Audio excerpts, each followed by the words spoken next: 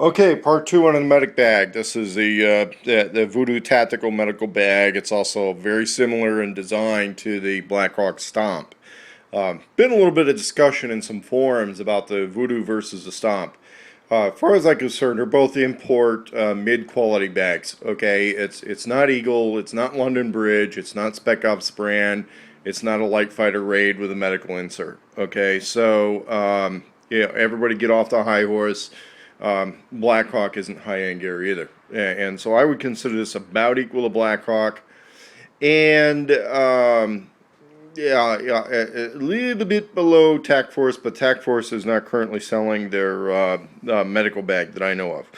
So anyway, on to the contents. Now my intention is to cross-load a whole lot of stuff from an M17 bag to this bag, but the M17 bag is not here where I live. And so one of the things I'm running into is until I get to the storage place where I keep that M17 bag plus the extra contents for it, I'm probably going to be taking one of the contents out of one of my M7 bag or M7 bag substitutes. I'd gone over to a Spec Ops brand version of those and cross-load it into here because I'm really looking for the clinic in a bag option. Trauma kits don't necessarily need to be all that big, but what I want to be able to do is have what I would call a clinic in a bag. Now, there's a Special Forces bag that's even a little bit bigger than this, which opened up like a great big locker almost, and I'm not quite sure. I haven't worked with those guys for a very long time.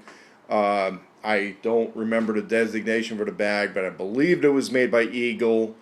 And I know that back in the late 80s, early 90s, that bag was over 250 bucks back then. Okay, so now it's probably more like 400 or 500. I don't know, but you start getting into the London Bridge and Eagle and semi-custom stuff where you're having them made. You can get into some money, but the thing is, the Special Forces guy, he had different sizes of the bags, and the big one was a clinic. I mean, it had everything, man. You get sniffles, you get anything. This guy had it all there, and the actual trauma kits, a lot of people had to have close by, had to keep them on there. So you go back to the guy's tent. He's got the big bag with the big stuff, and it could pretty much solve anything out of that bag.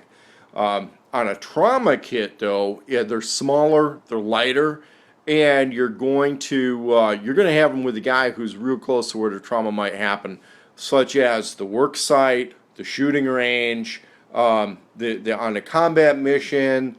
The biggest bags don't necessarily go all the way into the objective. Okay, it goes to your staging point.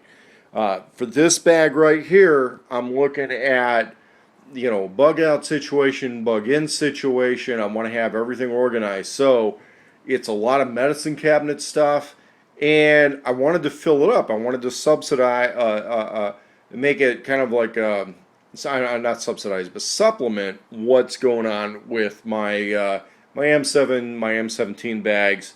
And I'm probably going to be looking at a trauma kit that attaches to the outside of this. I don't really care about being able to hump 20 miles with this thing. It's going to live in a vehicle or a locker waiting to get loaded into a vehicle for a bug out situation. So, or just a storage area. Okay. So what's happening though is I wanted to get a bunch of sniffle gear stuff in there for dealing with small issues that reduce people's performance in a crisis situation.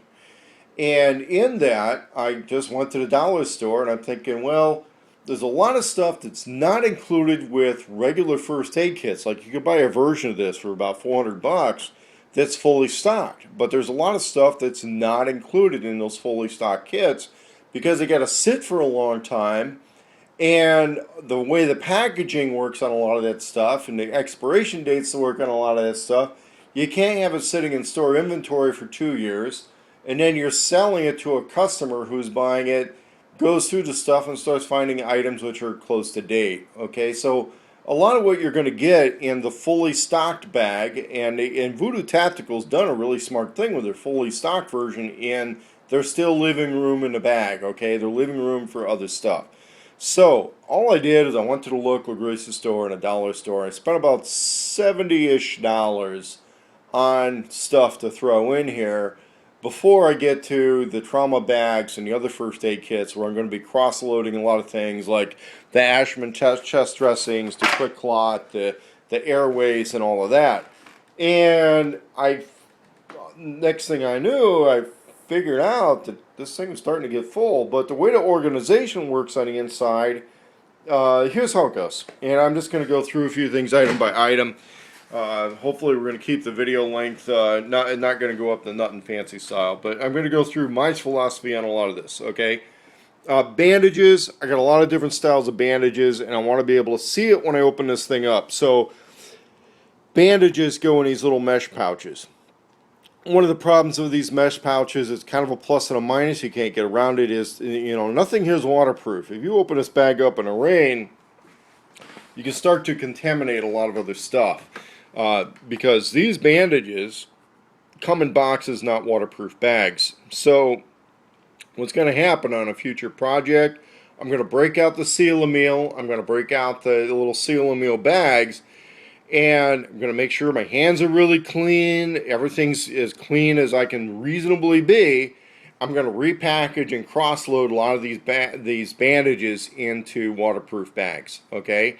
And then I'm going to get rid of the cardboard because the cardboard takes up a lot of space in the bag. Now, for survival purposes, it's not all that bad to have the cardboard around. Use it to start fires or something like that, okay? So it's not the end of the world to leave the stuff in the cardboard. And on a clinic bag, a lot of times it's nice to leave stuff in the packages, the original packages, because it has labels with instructions, okay? We're going to get more into that later.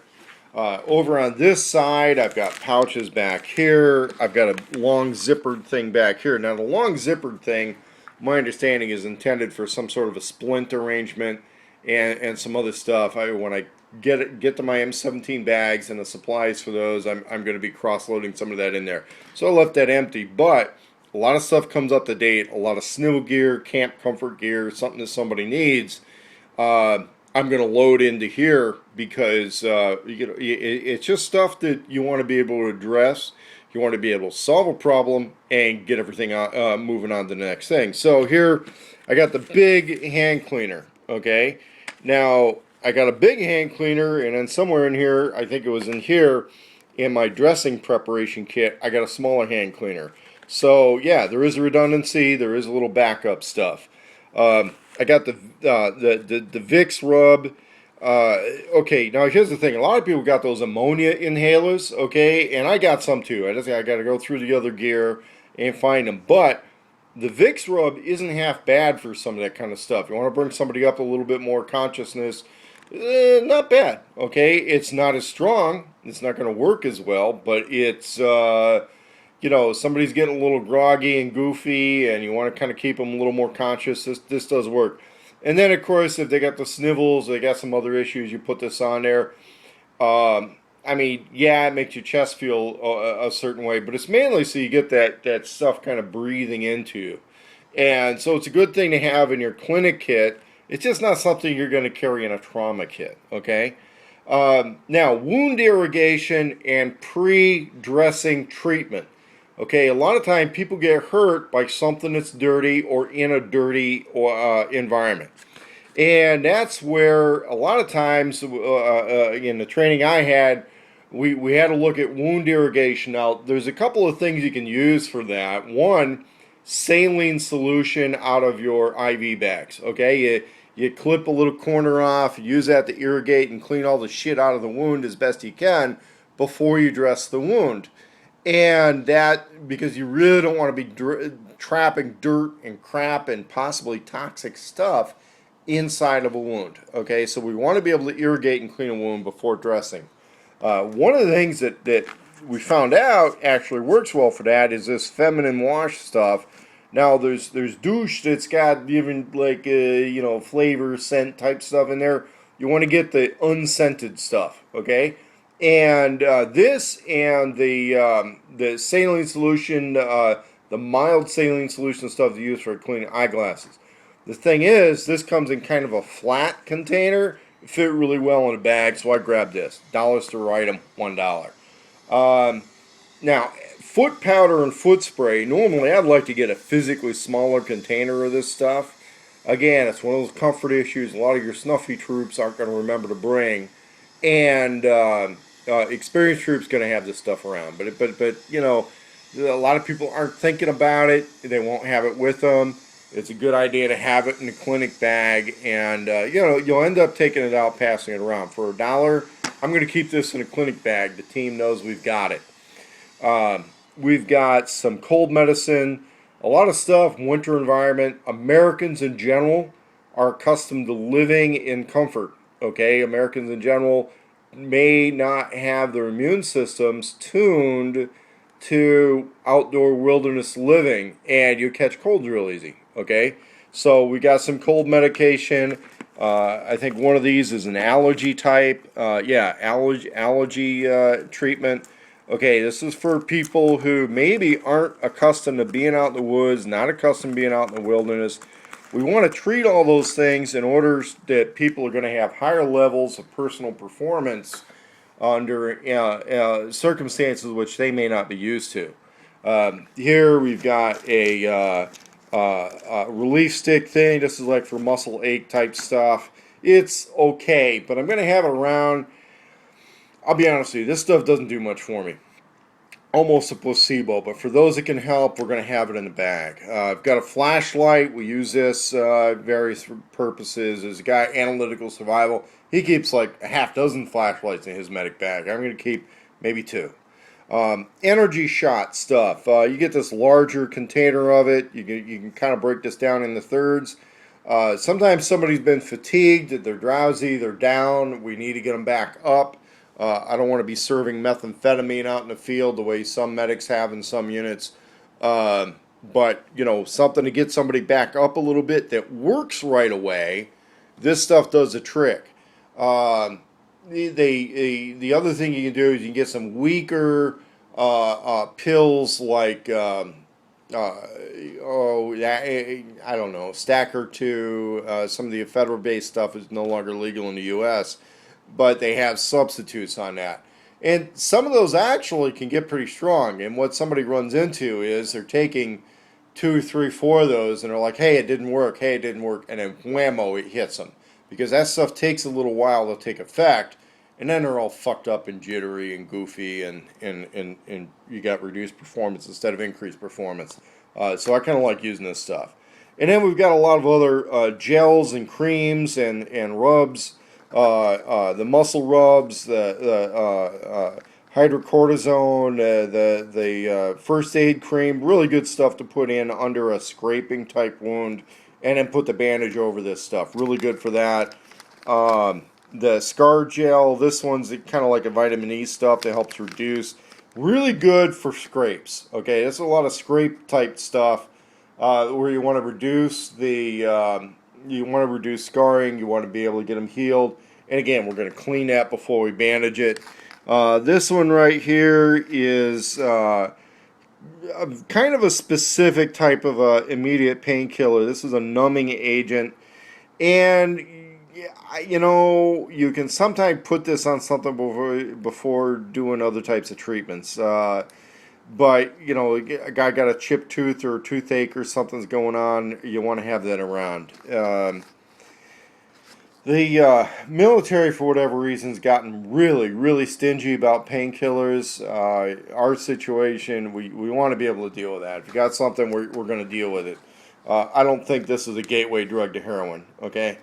Then we've got hand wipes right here.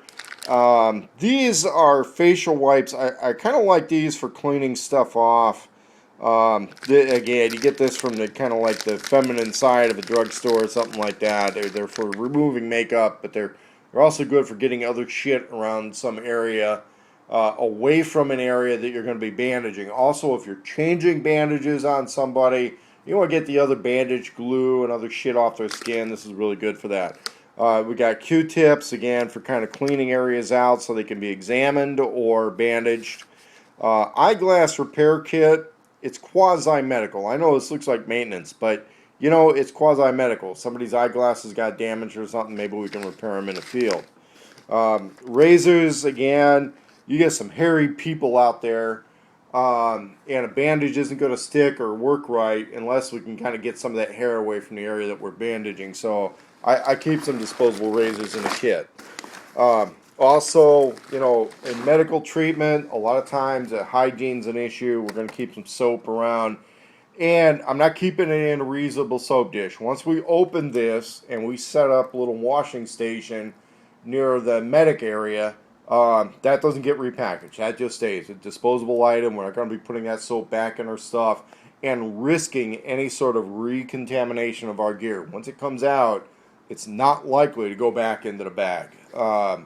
Except for maybe a couple of things like this. I really, you know, we're going to treat something, it comes out of the bag, it gets issued or used and doesn't go back in the bag. Here, earplugs I just think might be a little bit useful. Somebody's kind of dealing with a situation. Health is the medic's job. So, you know, somebody's around loud stuff. He's like, hey man, I'm working, my ears are really hurting, we got a problem. Hey, guess what, man? Remember to bring earplugs. I got them right here in the medic kit. This is kind of a health kit, okay? These two bags are going to be our trauma bags, so they haven't been packed yet, because I got some, these are kind of like medical instrument bags, and that's what's going to be going in there, except this one is going to be a little bit more involved trauma kit, so I've just got bandaging supplies in there. We're going to go into that in another video. Over here is something that's worthy of a different video, and so I'm going to stop this and start it again.